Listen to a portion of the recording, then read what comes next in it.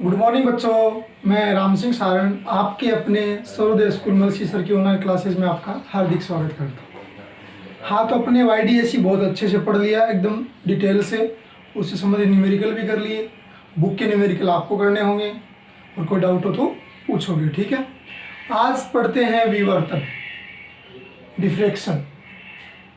विवर्तन होता है, विवर्तन का एग्जाम्पल ऐसे समझो आप कि आप कमरे के अंदर बैठे हो, खिड़की विड़की सब बंद है, बाहर एक व्यक्ति जो बोल रहा है किसी से, उसकी आवाज़ आप तक पहुंच रही है, तो उसकी ध्वनि तरंगें विवर्तित होकर आप तक पहुंच पा रही हैं, और बल्कि आप उस व्यक्ति को देख नहीं पा रहे हो।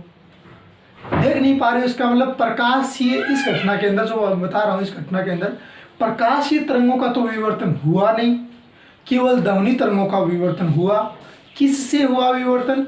दरवाजे व खिड़की की होलों से, जहाँ छिद्र थे उनसे विवर्तन होकर ध्वनि तरंगें कमरे के अंदर सभी जगह हर बिंदु पर पहुँच गई। जहाँ पर आप हो तभी आपको वहाँ से सुनाई पड़ रहा है। व्यक्ति दिखता कब है? जब प्रकाश तरंगें आपकी आंखों तक पहुँच सकती हैं, लेकिन उस व्यक्ति पर प्रकाश आपतित हो रहा है, वो व्यक्ति सभी दिशाओं में प्रकाश तरंगों को परावर्तित भी कर रहा है। आपके दरवाजे पर, कमरे की खिड़कियों पर प्रकाश तरंगें भी आपतित हो रही हैं, लेकिन वहाँ पर खिड़कियों में होल्स हैं, वो इतने बड़े हैं कंपेरेटिव प्रकाश तरंगों के तरंग दैर्ध्य के, तो इस वजह से उन होलों से प्रकाश तरंगों का विवर्तन नहीं हुआ, बल्कि ध्वनि तरंगों का विवर्तन हो गया। इसका मतलब यह हुआ, ध्वनि तरंगों का तरंग दैर्ध्य खिड़की व दरवाजे के होल हैं उनके तरंग दैर्ध्य की कोटि का होता है, इस वजह से विवर्तित हो गया।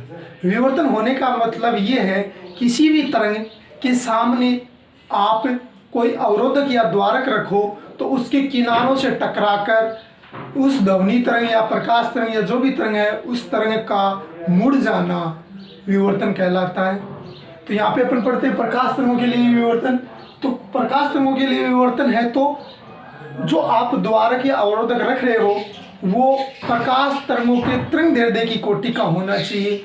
जिस तरह से कमरे के होल्स से ध्वनि तरंगें विवर्तित हुई, बिखरी थी टकरा के, है ना, उसी तरह से यहाँ पर तरंग दैर्ध्य की कोटि का अवरोधक या द्वारक होगा तो प्रकाश तरंगें भी विवर्तित होंगी।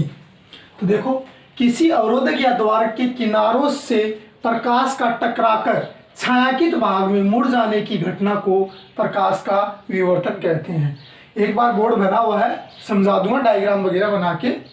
तो इसमें नोट में देखो, मैं अवरोधक मतलब रुकावट, कोई प्रकाश सोर्स रखा है, बीच में एक अवरोधक रखा है, फिर इधर पर्दा है। तो प्रकाश सोर्स से प्रकाश तरंगें आपतित होंगी अवरोधक पर, तो अवरोधक का पर्दे पर इसकी सिधाई में छायांकित भाग बनना चाहिए ना, लेकिन ऐसा नहीं होता। उस किनारों से टकराकर प्रकाश इसकी छाया वाले भाग में भी घुस जाता है। यदि द्वारक रखा हो, जैसे होल रखा है यहाँ पे बीच में, इधर से प्रकाश आपतित हो रहा है, यहाँ पर्दा है, इधर प्रकाश सोर्स है, तो प्रकाश ऐसे टकराकर इसके छायांकित भाग में, ऊपर वाले छायांकित भाग में भी चला जाता है। इसको कहते हैं प्रकाश का विवर्तन। ये सभी तरंगों का विवर्तन होता है। नोट में, ये तभी संभव है जब अवरोधक या द्वारक का आकार प्रकाश तरंग दैर्ध्य की कोटि का हो, यानी अन्यथा तरंगें सीधी निकल जाएंगी, उनसे टकराएंगी नहीं, है ना। तो टकराने के लिए अवरोधक या द्वारक का आकार प्रकाश तरंग दैर्ध्य की कोटि का होना चाहिए। जिस तरह से खिड़की व दरवाजे के होल्स जो है वो उनका आकार ध्वनि तरंग दैर्ध्य की कोटि का होता है, इस वजह से ध्वनि सभी जगह सुनाई पड़ती है। विवर्तन का श्रेय फ्रेनेल को जाता है।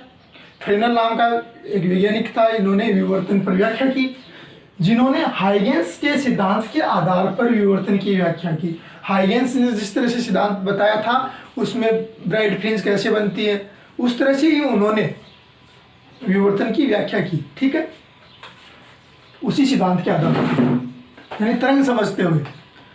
यदि प्रकाश स्रोत व पर्दे के बीच अवरोधक रखा है तो छायांकित क्षेत्र व प्रकाशीय क्षेत्र के बीच चमकीली व काली फ्रिंजें बनती है। जैसे प्रकाश सोर्स है, फिर बीच में अवरोधक का एग्जाम्पल ले लो। अवरोधक मतलब रुकावट, प्रकाश को रोकने के लिए। और फिर पर्दा रखा है, तो जैसे ये अवरोधक है, इधर प्रकाश सोर्स है, ऐसे समझाओ, ये प्रकाश सोर्स, ये अवरोधक और यहाँ पे पर्दा। तो प्रकाश सोर्स इसके किनारों से टकरा के छायांकित भाग में पहुंच जाएगा, यानी पर्दे पर इसकी छाया इतनी न दिख के थोड़ी छोटी दिखेगी, ठीक है। और प्रकाश ऊपर, प्रकाश सोर्स से तो प्रकाश इधर भी आपतित हो रहा है, इधर भी आपतित हो रहा है, तो यहाँ से तो प्रकाश पहुंच नहीं पाएगा, इसके किनारों से मुड़ के थोड़ा सा छायांकित भाग में आ जाएगा। ये आप प्रैक्टिकल करके भी देख सकते हो। फिर क्या होगा, एक नया यहाँ पे आश्चर्यजनक बात क्या हुई, ऐसा नहीं कि या इसकी छाया छोटी बनी फिर ऊपर प्रकाश मिल गया ना, ऊपर प्रकाश मिला पूरा भाग ऊपर प्रकाश, नीचे छाया, बीच में अलग चमकीली व काली पट्टिकाएं प्राप्त हुई।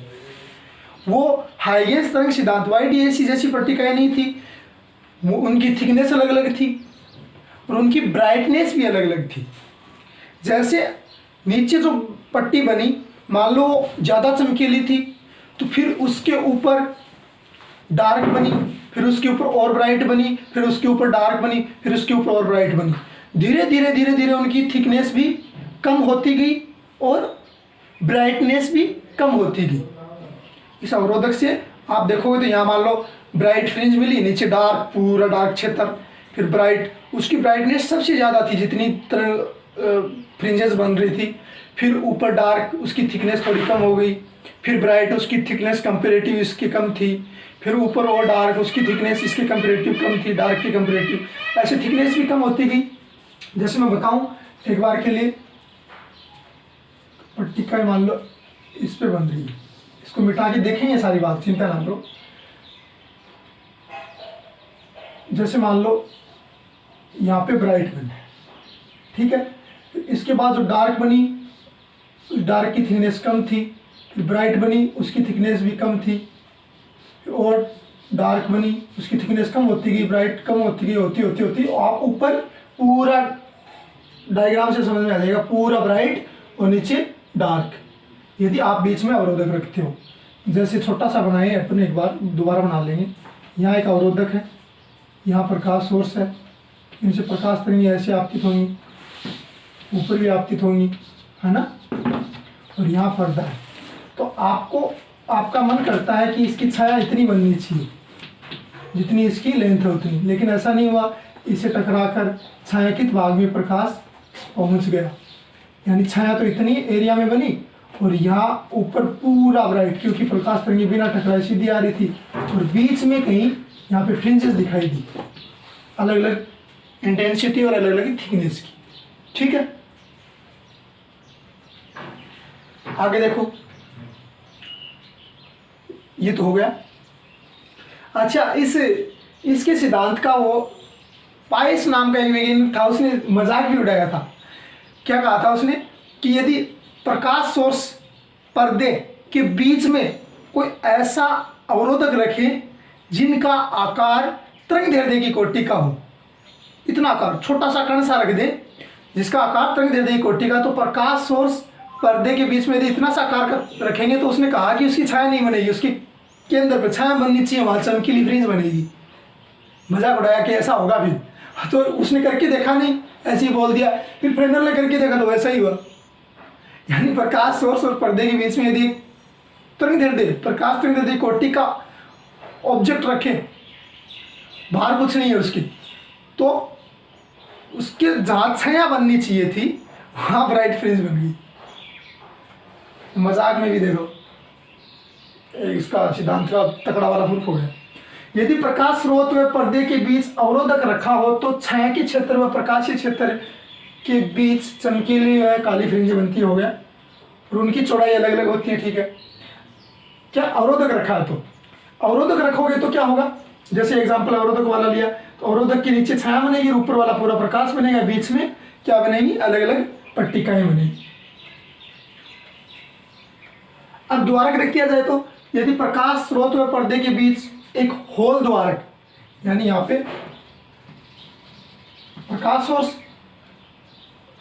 यहाँ एक कार्डबोर्ड ले लिया आपने, उस कार्डबोर्ड में एक होल कर दिया, होल, ओनली होल, है ना। तो क्या हुआ, पर्दे पे आपको होल मिला, वो बड़ा मिला,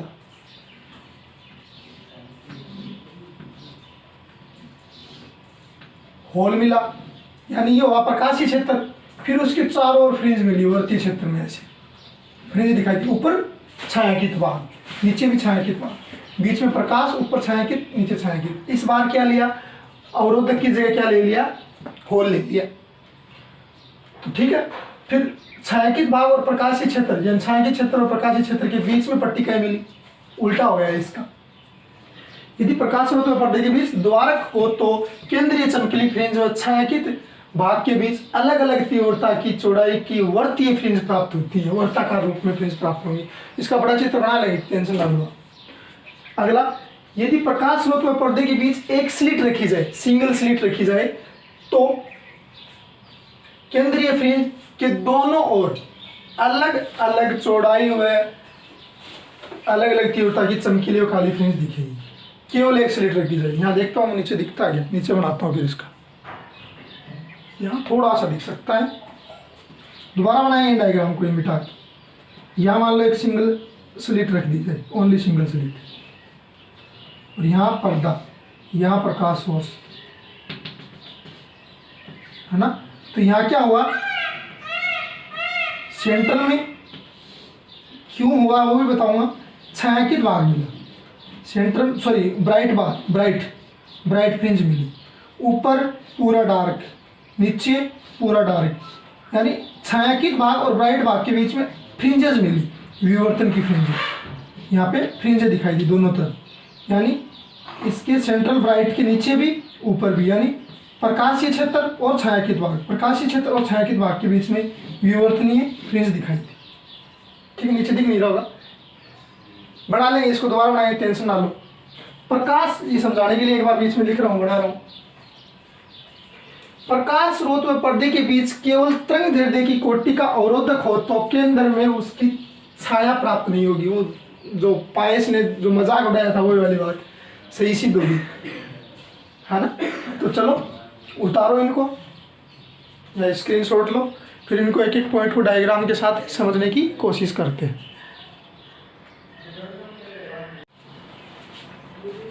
हाँ, जो पॉइंट लिखे थे उनको समझते हैं ऑब्जर्वेशन से, यानी प्रयोग से। पहले वो देखते हैं कि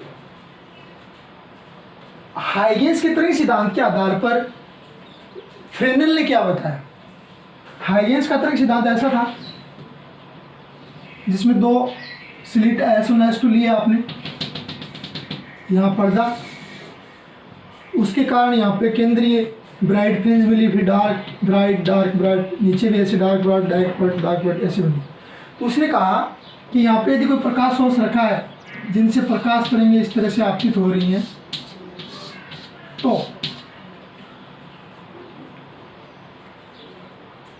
मान लो बिंदु प्रकाश सोर्स तो गोली तरंगाकार जैसे ऐसे आपतित हो रही, या तरंगिकाएं बोल दो, तो यहाँ से तरंगिकाएं या तरंगाकार बनेंगे, इससे भी बनेंगे, इससे भी बनेंगे, इससे भी बनेंगे, और इससे भी बनेंगे, और इससे भी बनेंगे। ऐसे तरंगिकाएं या तरंगाकार प्राप्त होंगे, तो उनके तरंगाकार बोलते थे, उनके परपेंडिकुलर तरंग संचरण की दिशा होगी। तो कहा कि जो प्रकाश पहुंचेगा वो इस तरह से पहुंचेगा, यानी ऐसे, ज़्यादा मोड़ दिया, ऐसे ऐसे परपेंडिकुलर, ऐसे, इससे भी ऐसे, और ऐसे ऐसे, इसके परपेंडिकुलर प्रकाश इस तरह से पहुंचेगा, जिस वजह से यहाँ पे ब्राइट, डार्क की जगह ब्राइट बनेगी, फिर डार्क ब्राइट इस तरह से बनेगी, यानी यहाँ पे ब्राइट बन गई, फिर डार्क, फिर ब्राइट, फिर डार्क ब्राइट, इस तरह से उन्होंने हाइगेंस के सिद्धांत के आधार पर फ्रेनेल ने बताया, है ना। ठीक है, तो दूसरा ऑब्जर्वेशन देखिए, आपको बनाना नहीं है, बस समझाने के लिए फ्रेनेल ने क्या किया था। सेकंड ऑब्जर्वेशन देखते हैं। सेकंड ऑब्जर्वेशन से आपको विवर्तन का पूरा फील हो जाएगा।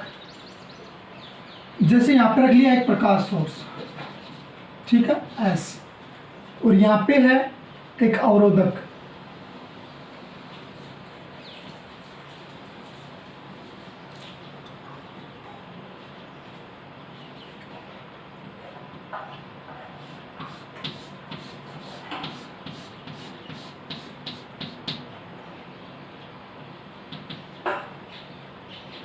इसके किनारों से रुकावट इस तरह से है कि इस प्रकाश के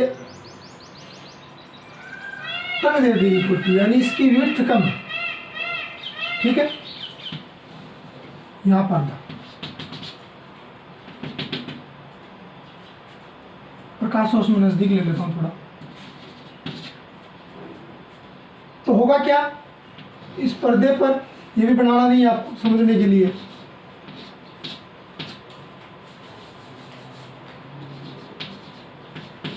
पर्दा, तो यहाँ से प्रकाश इस तरह से आपतित होगा, है ना। कुछ प्रकाश तो ऐसे जो इससे अवरोधक से दूर है वो ऐसे सीधा पहुँच जाएगा, है ना, और कुछ इसके किनारों से टकरा कर छायांकित भाग में पहुँच जाएगा। देखो प्रकाश किरण समझते तो क्या होना चाहिए था, जितनी दूर में ये है उतना यहाँ पे छाया भाग बनना चाहिए था, है ना, इसकी छाया बननी चाहिए थी, लेकिन ऐसा नहीं है। तो इनसे टकरा के प्रकाश छायांकित भाग में इंटर कर जाता है, ऐसे छायांकित भाग में इंटर कर जाता है, और फिर नीचे थोड़ा ही इंटर करता है, नीचे तक नहीं करता। तो इतनी दूर में, इतने क्षेत्र में तो मिलती है छाया, ये तो हुआ छायांकित भाग।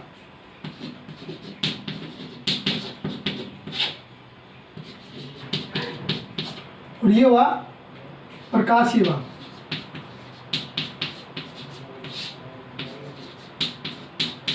यानी ऊपर सीधा प्रकाश पहुंचा हुआ पूरा इस तरह से, यानी यहाँ पूरा प्रकाशीय क्षेत्र और यहाँ पूरा इतना इसके आकृति से कम क्षेत्र में पूरा छायांकित भाग, यहाँ इसकी छाया बनी। और इस प्रकाशीय क्षेत्र, यानी इस प्रकाशीय क्षेत्र और छायांकित भाग के बीच में, जैसे मान लो यहाँ तक छायांकित भाग, ऐसे, सॉरी प्रकाशीय भाग यहाँ तक, तो इसके बीच में स्लिट बनी, विवर्तन स्लिट। जैसे यहाँ पे ब्राइट, फुल ब्राइट, और उसकी विड्थ भी ज़्यादा थी, चमकीली, अत्यधिक तीव्रता की चमकीली फ्रिंज।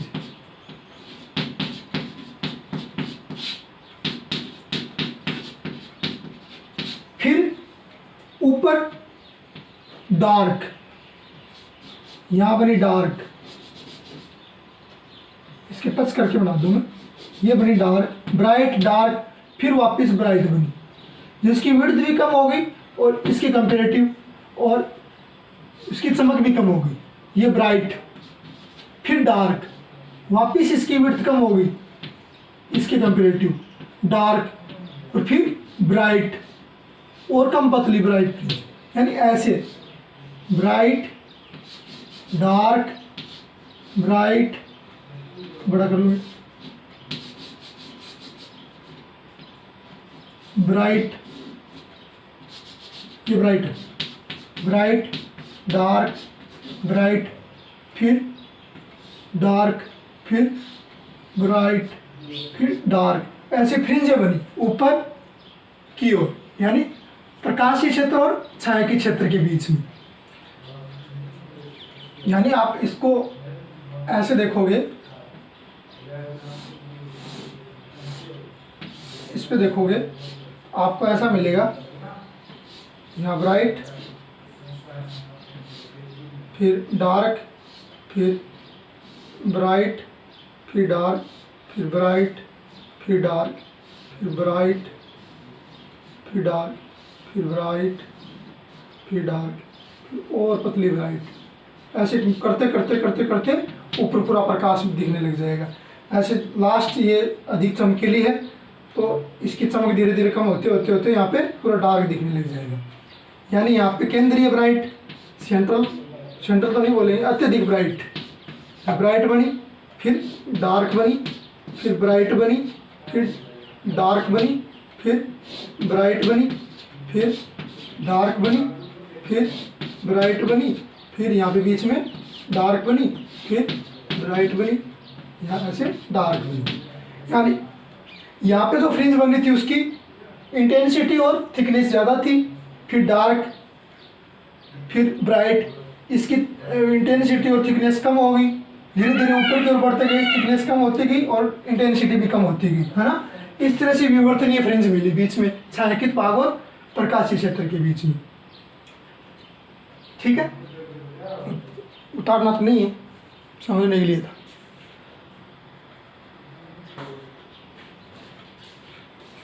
हाँ, वो दूसरा ऑब्जर्वेशन अपना वो हो गया, बीच प्रकाश सोर्स और पर्दे के बीच में अवरोधक रखा हो। तो अब प्रकाश सोर्स और बीच में पर्दे के बीच में क्या रखते हैं, द्वार यानी होल रखते हैं। ये प्रकाश सोर्स है, यहाँ पे एक आपने कार्डबोर्ड लिया,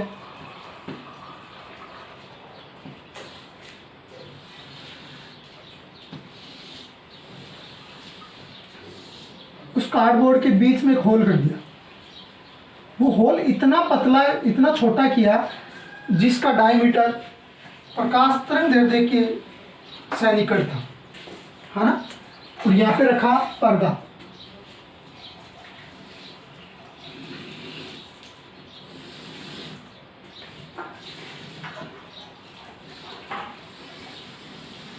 पर्दा रखा। तो पर्दे पे हुआ क्या, आपके हिसाब से प्रकाश ऐसे आपतित हो रहा है, तो होना क्या चाहिए था, पर्दे की छेद में यहाँ पे होल बनना चाहिए था, जितनी आकृति का ये है उतनी आकृति का, है ना, ऐसा होना चाहिए था। लेकिन ऐसा नहीं हुआ, यहाँ होल बना, वो ज़्यादा बड़ा बना, होल बड़ा बना और उसके साथ साथ फिर ऊपर डार्क क्षेत्र, यानी यहाँ से तो प्रकाश रुक गया पूरी तरह से, यहाँ तो डार्क क्षेत्र, नीचे भी ऐसी, यहाँ डार्क क्षेत्र, और डार्क और प्रकाश के बीच, प्रकाशीय क्षेत्र के बीच में विवर्तनीय फ्रिंज मिली, है ना। तो हुआ क्या, इस होल से जब प्रकाश ऐसे आपतित हुआ तो इसके किनारों से, होल के किनारों से टकराकर छायांकित भाग में मुड़ गया। छायांकित भाग में मुड़ जाने की वजह से यहाँ पूर्णतः ब्राइट फ्रिंज मिली। यहाँ तक कि प्रकाश आ ही रहा था और बड़ा ब्राइट मिला, कुछ तो सीधा आ गया उसकी वजह से, कुछ टकरा के ऊपर छायांकित भाग में, नीचे से टकरा के वापिस छायांकित भाग में मुड़ जाने की वजह से यहाँ तो पूरा ब्राइट क्षेत्र। ठीक, फिर इसके बाहर डार्क फ्रिंज बनी वर्तीय क्षेत्र में, ये ब्राइट और ये दूसरी ब्राइट, यानी डार्क कर रहा हूँ वो ब्राइट है, वाइट दिख रही है वो ब्राइट, और बोर्ड का रंग दिख रहा है वो डार्क। तो ये बीच में ये डार्क बना, फिर वापिस ब्राइट वर्ती क्षेत्र में, फिर डार्क, फिर ब्राइट,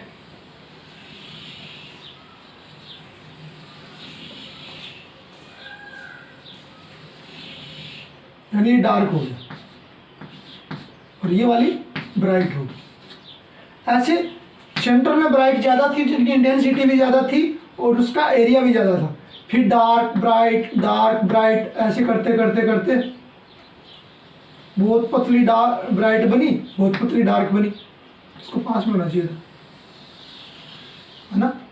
फिर ब्राइट यानी ये डार्क, फिर ब्राइट, फिर धीरे धीरे ऊपर पूरा ब्राइट, पूरा डार्क, क्योंकि यहाँ तो प्रकाश सीधा रुक रहा, आ नहीं रहा, तो ये पूरा छायांकित भाग।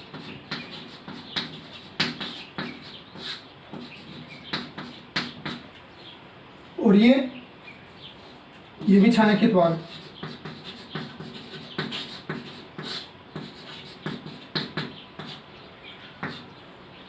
और ये ब्राइट यानी चमकीला क्षेत्र, चमकीली फ्रिंज बोलो,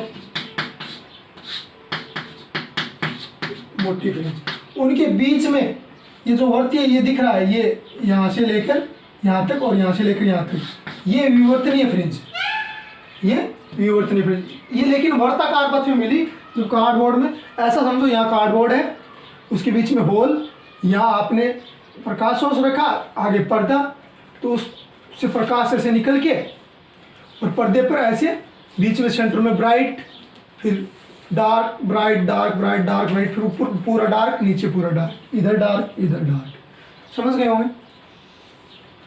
तो इस तरह से ऑब्जर्वेशन थर्ड करके देख लिया। चौथा ऑब्जर्वेशन देखते हैं।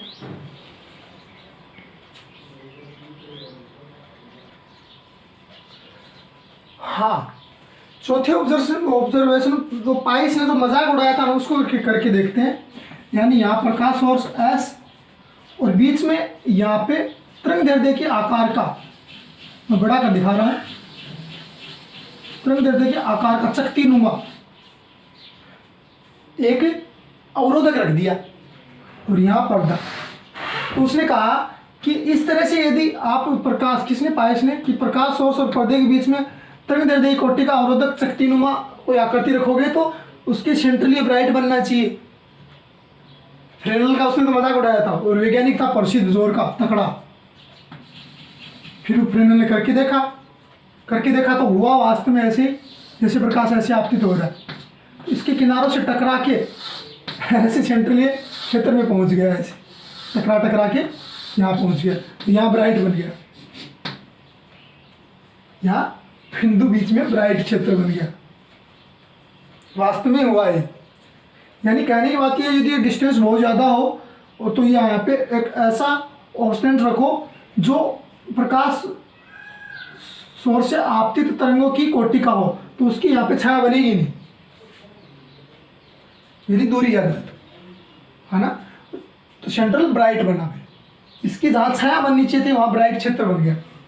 होना क्या चाहिए था वास्तव में, यानी प्रकाश इसके ऊपर पहुंचना चाहिए था, इधर ये इतनी दूर में जिसकी छाया बननी चाहिए थी, लेकिन छाया नहीं बनी इसकी। इस अवरोधक का यहाँ पे क्या बन गया, ब्राइट फ्रिंज बन गई। ये सब होके देखा, ये विवर्तन की घटना होगी तभी संभव है। सिंगल स्लिट एक्सपेरिमेंट ये है अपनी बुक में। इससे आगे इस प्रयोग को करके आगे बढ़ते हुए अपन मैथ माता की सहायता से वो फ्रिंजों की विड्थ वगैरह निकालेंगे, उनकी इंटेंसिटी, और इस प्रयोग को अपन समझेंगे, गणना करेंगे कल की क्लास में। तो आज समझ लो इसको। सिंगल स्लिट मतलब आप एक कार्डबोर्ड लो और उस पर ब्लेड से स्लिट बनाओ, बहुत ही पतली थिकनेस, उसकी थिकनेस बहुत ही कम है, यानी तरंग दैर्ध्य कोटि में ब्लेड मार दो बीच में, और इधर रखो पर्दा और यहाँ प्रकाश सोर्स। तो उससे उस सिंगल स्लिट से, व्यतिकरण में तो हाइगेंस तरंग सिद्धांत में तो डबल स्लिट रखी थी, यहाँ पे सिंगल स्लिट रखो, तो उससे क्या होगा, फिर विवर्तनीय फ्रिंज बनेगी। देखो किस तरह से, जैसे यहाँ पे मैं दिखा दूँ कि इसको बहुत बड़ा जूम करके दिखाऊंगा।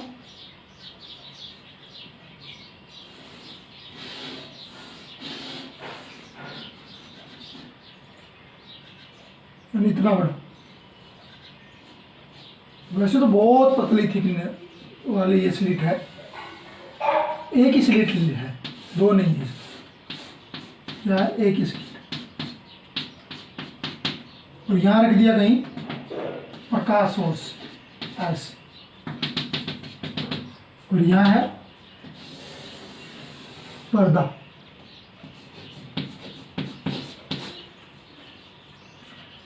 ये भी एक प्रकाश सोर्स की तरह बिहेव करेगा, है ना। तो होगा क्या, इससे इस प्रकाश सोर्स से स्लिट से समझेगा, इससे प्रकाश सोर्स ऐसे, इस प्रकाश सोर्स से ऐसे प्रकाश आपतित होगा, है ना।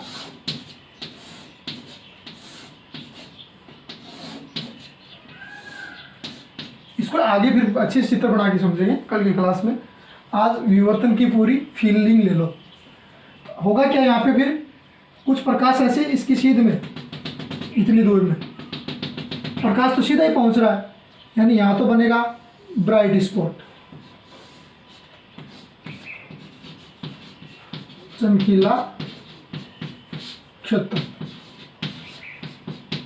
लेकिन इसके किनारों से कुछ प्रकाश तरंगे ऐसे मुड़ के भी तो इसमें पहुंचेंगी छायांकित भाग में, इधर से इससे भी मुड़ के ऐसे छायांकित भाग में पहुंचेंगे, है ना। कुछ प्रकाश तरंगे ऐसे विवर्तित हो जाएंगी, मुड़ के छायांकित भाग में पहुंचने को विवर्तन कहते हैं। होगा क्या, ये ब्राइट स्पॉट इतना ना बन के यहाँ तक बनेगा,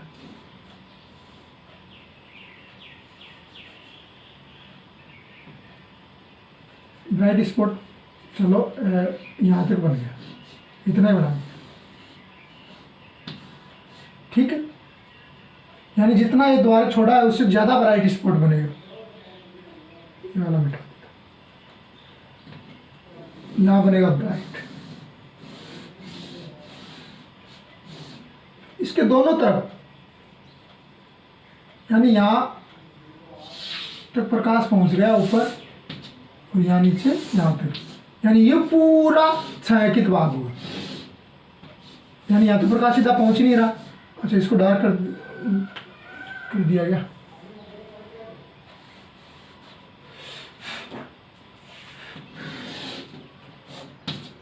ये पूरा क्या होगा, छायांकित भाग।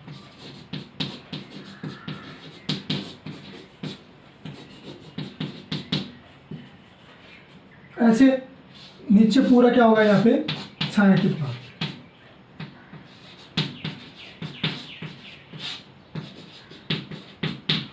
बीच में बनेंगी डार्क,